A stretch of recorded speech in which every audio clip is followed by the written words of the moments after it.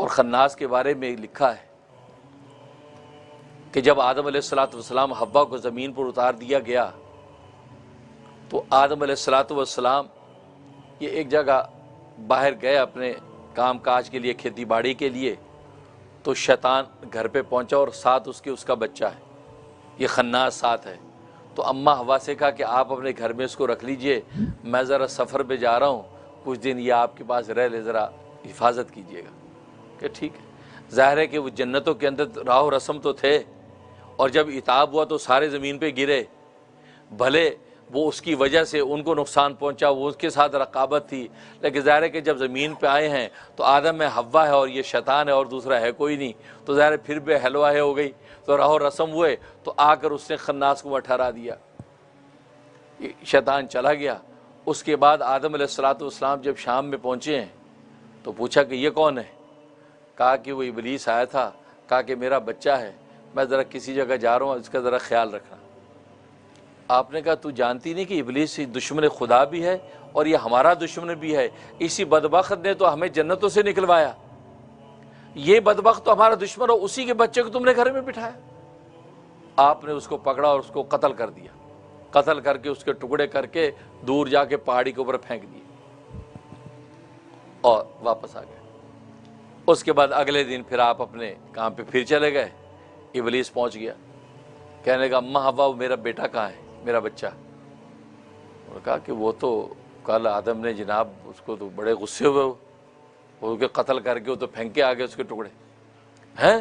اچھا، اسے وہاں سے آواز لگائی، خناس خناس آواز لگائی، تو یہ بولا اور اڑتا ہوا پہنچ گیا،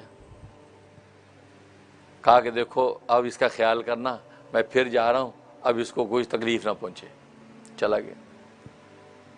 اب آدم علیہ السلام جب پھر پہنچے ہیں تو دیکھو کہ پھر وہی، یہ پھر تم نے رکھ لیا، کہتے کیا کروں، وہ آیا تھا، اس نے آواز لگائی، یہ خناس پھر زندہ سلامت ہو کے سامنے تھا۔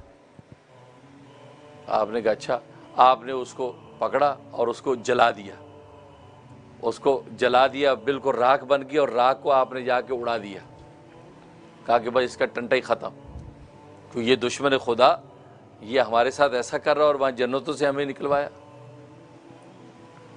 اس کے بعد پھر ابلیس پہنچا کہ میرا بیٹا کہاں ہے؟ کہا جی اس کو تو جلا کے راکھ کر دیا اور راکھ کو اڑا دیا ہوا میں۔ اس سے پھر وہاں سے آواز لے گئے خناس، وہ جی لبیک حاضر ہوں، پہنچ گیا۔ ان کا دیکھو اب خیال رکھنا اور آئندہ ایسا نہ ہو، پھر چلا گیا۔ آدم علیہ السلام واپس آئے، دیکھا پھر موجود، یہ کیا ماجرا ہے؟ کہا کہ وہ آیا تھا، ابلیس سے آواز لگائی، یہ زندہ سلامت پھر موجود۔ یہ اللہ تبارک و تعالیٰ کے تکوینی فیصلے ہیں۔ ظاہر ہے کہ ابتدائے کائنات ہو رہی ہے، تخلیق کائنات ہے، اس عجائب و غرائب اللہ تبارک و تعالیٰ کی لوح محفوظ میں ظاہر ہو رہے ہیں۔ آدم علیہ السلام نے اس کو ذبح کیا، کیونکہ اس کو دیکھا تو بھیڑ کی شکل میں، ایک بھیڑ کے لیلے کی شکل میں ہے، آپ نے اس کو ذبح کیا، ذبح کر کے اس کا گوشت پکایا، پکا کے کھا لیا، ان کا بس اس کا یہ ٹنٹا ختم۔ جب کھا لیا، اب جب ابلیس آیا، کہا کہ میرا بچہ کہاں ہے، میرا بچہ کہاں ہے؟ تو انہوں نے کہا جی وہ تو ذبح کر کے پکا کے کھا بھی گئے۔ اس نے آواز لگائی، خناس خناس آواز لگائی، تو آدم علیہ السلام کے اندر سے آواز آئی کہ میں یہاں ہوں، میں یہاں ہوں، لبیک میں یہاں ہوں۔ اس پر ابلیس خوش ہو گیا، کہا کہ میں یہی چاہتا تھا، اسی جگہ بیٹھے رہنا، یہاں سے نکلنا نہیں، کیونکہ یہی تیرا مقام تھا۔ میں یہ چاہتا تھا کہ آدم جو ہے کسی بھی طریقے سے تجھے اپنے قلب کے اس مقام پر بٹھا لے، کیونکہ یہی تیرا مقام متعین کیا گیا ہے، اور یہیں بیٹھ کر تو اس کو اور اس کی ذریت کو وسوسے ڈال کر تباہ کرنا۔ یہ وہ خناس ہے، اس طریقے سے یہ ہمارے قلب کے بائیں طرف بٹھایا گیا۔ اب اس کی ذریت اور نسل اسی طریقے سے آگے چلتی چلی جاتی ہے، یہاں تک کہ حدیث میں آتا ہے کہ جب ایک، اور یہ شیطان نے یہ بات منظور کروائی کہ آدم علیہ السلام کی ذریت رب ذوالجلال آپ نے اتنی پیدا کرنی ہے، آپ میرے بارے میں کیا حکم ہے؟ تو اللہ تبارک و تعالیٰ نے فرمایا تیرے ساتھ میں یہ وعدہ کرتا ہوں، آدم کی ذریت میں اگر ایک پیدا کروں گا تو تیری ذریت کے اس وقت 9 پیدا ہوں گے۔ لہذا انسانوں کی شیطان کے ساتھ 1 اور 9 کی نسبت ہے۔